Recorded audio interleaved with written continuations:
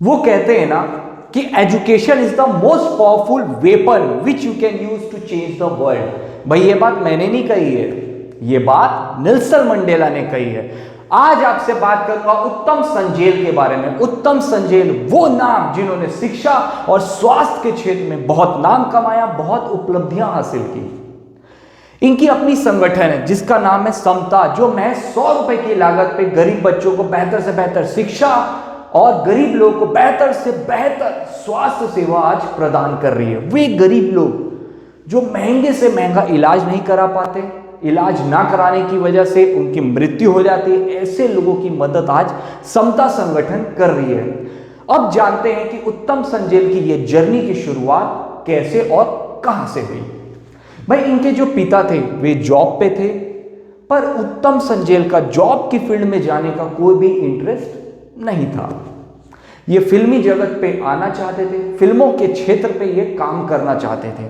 जब इन्होंने फिल्मों के क्षेत्र पे काम करने का तय किया, इन्होंने एक चीज देखी कि भाई जो फिल्मों की शूटिंग होने के लिए जो सेट्स बनाए जाते हैं वे बैम्बू से बनाए जाते हैं, सस्ते सेट्स। और इन्होंने एक चीज और सोची कि भाई मैं ऐसा काम करूं जिसमें क्रिएटिविटी मेरी निखर कर आए, क्योंकि इन्होंने देखा कि फिल्मी जगत के अंदर छोटी छोटी चीजों में भी बहुत ज्यादा क्रिएटिविटी का इस्तेमाल किया जाता है। बाद में इन्होंने तय किया कि भाई शिक्षा एक ऐसा क्षेत्र है जहां पर मैं बेहतर से बेहतर अपनी क्रिएटिविटी लगा सकता हूं। फिर क्या था, आगे निकल पड़े ये। इन्होंने एक बात और देखी और सोची कि भाई स्कूल तो खोलना है, क्योंकि नेपाल के अंदर जो शिक्षा का स्तर था उस वक्त कुछ खास नहीं था। पर आज आप छोटे से छोटा व्यवसाय क्यों ना करने को चाहें, लेकिन उसके लिए सबसे बड़ी बात क्या होती है, भाई पूंजी का होना, फंड का होना, जो इनके पास नहीं था। इन्होंने ये देखा कि भाई सस्ते फिल्मी सेट जब बैम्बू के इस्तेमाल से बन सकते हैं तो मेरा स्कूल क्यों नहीं बन सकता। इन्होंने स्थानीय बैम्बू की मदद से स्कूल बना दिया और स्थानीय लोगों ने मुफ्त में इनके पास काम किया, इनकी मदद की। विजन बड़ा था, विचार बहुत बड़े थे, कई गरीबों की इसमें आशाएं और लालसाएं जुड़ी हुई थी। इनका बैम्बू स्कूल इतना सेफ है कि अगर भूकंप भी आ जाए नेपाल के अंदर तो इनके स्कूल को कुछ नहीं होने वाला है, इतना सेफ है, क्योंकि कई गरीबों की आशाएं जुड़ी हुई थी। और आज इनका ये जो बैम्बू स्कूल है, ये बैम्बू ही इनके स्कूल का सबसे बड़ा ब्रांड बन गया है, विश्व विख्यात ब्रांड। आज आप किसी से भी पूछे कि भाई बैम्बू स्कूल, लोग यही बोलेंगे समता, उत्तम संजेल का। एक बात कहना चाहूंगा यहां पर, मैं जब इस व्यक्ति के बारे में पढ़ रहा था, एक बात मैंने पढ़ी जो मुझे बेहद अच्छी लगी, और ये दिखाता है कि इस व्यक्ति की सोच कितनी बड़ी है। कहते हैं ना, आप अपनी सोच के रिजल्ट होते हैं, you are the result of your own thought. आप आज जो हैं, आप आने वाले कल पे जो होंगे वो आप अपने विचारों की वजह से होंगे। उत्तम संजेल ने अपनी शादी महज 300 रुपए की लागत पे की। अचंभित हुए ना, मैं भी हुआ। भाई 300 रुपए में आता क्या है, 300 रुपए में दुल्हन का जोड़ा नहीं आता। अरे दुल्हन तो छोड़ो, दूल्हे का भी नहीं आता। बारातियों को ना एक वक्त का खाना भी नहीं खिला सकते, अरे एक वक्त क्या, आधे वक्त का भी नहीं खिला सकते। 300 रुपए की लागत में इस व्यक्ति ने अपनी शादी की।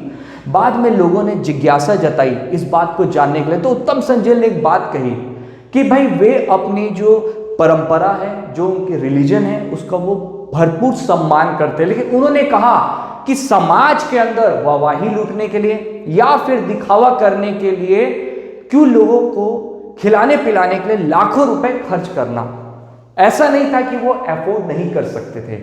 उनकी पत्नी और उन्होंने एक बात देखी कि भाई उनके समता अस्पताल में गरीब लोग आते तो हैं, पर दवाइयां खरीदने के लिए उनके पास पैसे नहीं। ऐसे में उन्होंने तय किया कि ये लाखों रुपए वे उन गरीबों को देंगे। और इतना ही नहीं, उत्तम संजेल ने जब 2001 में अपना पहला स्कूल तो खोला ही खोला, पर बाद में भी उनका एक सपना था कि जो समता स्कूल है वो हर एक क्षेत्र पे होना चाहिए। सिर्फ एक स्कूल होने से काम नहीं चलने वाला। विजन बड़ा था, सोच बड़ी थी, सोच नेक थी। कई अभिनेता, कई संगठन सामने आए इनकी मदद करने के लिए। उत्तम संजेल एक बात कहते हैं कि भाई समाज में अगर कोई बड़ा परिवर्तन लाना है, कोई बड़ा बदलाव लाना है, एक व्यक्ति इस पर सोच तो सकता है लेकिन कर नहीं सकता। इसके लिए सबका साथ होना बहुत जरूरी है। वो कहते हैं ना, सबका साथ तो भाई सबका विकास तय है। उत्तम संजेल एक बात कहते हैं कि नेपाल के अंदर बुद्ध नीलकंठ एक ऐसा स्कूल है, ये बूढ़ा नीलकंठ, जो आप कह सकते हैं कि बहुत महंगा है। बूढ़ा नीलकंठ में पढ़ना हर एक के लिए संभव नहीं है, हर कोई इसे अफोर्ड नहीं कर सकता। वे कहते हैं कि वे समता स्कूल को बूढ़ा नीलकंठ के बराबर लेकर आना चाहते हैं, इसके लिए वो नेपाली सरकार से मदद भी चाहते हैं। जब स्कूल की शुरुआत की थी तो महज 100 लोग ही नहीं, आप कह सकते हैं जब स्कूल की शुरुआत की तो हार्डली 100 लोगों ने वहां पर एडमिशन लिया था। उत्तम संजेल एक बात कहते हैं कि जीवन में कठिनाइयां तो आएंगी, चैलेंजेस भी आएंगे, ऑब्स्टिकल्स आएंगे, लेकिन हमेशा अपनी सोच को आपको सकारात्मक रखना है। ये एक बात कहते हैं कि आज इनके स्कूल में जितने भी गरीब बच्चे पढ़ रहे हैं, आगे ये और कोशिश करेंगे कि उनको बेहतर से बेहतर शिक्षा दें, और हर एक जिले, हर एक क्षेत्र पे ये समता स्कूल चाहते हैं। इतना ही नहीं, महतो नाम की संगठन जिन्होंने इनको 36.5 मिलियन की मदद की थी, वो संगठन ये कह रही कि आगे भी वो उत्तम संजेल के जो प्रयास है, जो उनके स्कूल है या फिर अस्पताल है, उनके लिए जितनी मदद हो सकती है वो करेंगे। मैं एक ही बात कहूंगा कि भाई उत्तम संजेल जैसे महान लोगों के विचारों के लिए, इनके कार्यों के लिए इनको दिल से सलाम है। बहुत कम लोग ऐसे होते हैं जो स्वार्थी नहीं होते, बहुत कम लोग ऐसे होते हैं जो राष्ट्र का भला चाहते हैं, जो समाज का भला चाहते हैं। उत्तम संजेल उनमें से एक हैं। अगर वीडियो आपको अच्छा लगा है तो इसे बार बार देखिएगा। मुझे इतने धैर्यपूर्वक और इतने अच्छे से आपने सुना, उसके लिए आप सभी का बहुत बहुत धन्यवाद।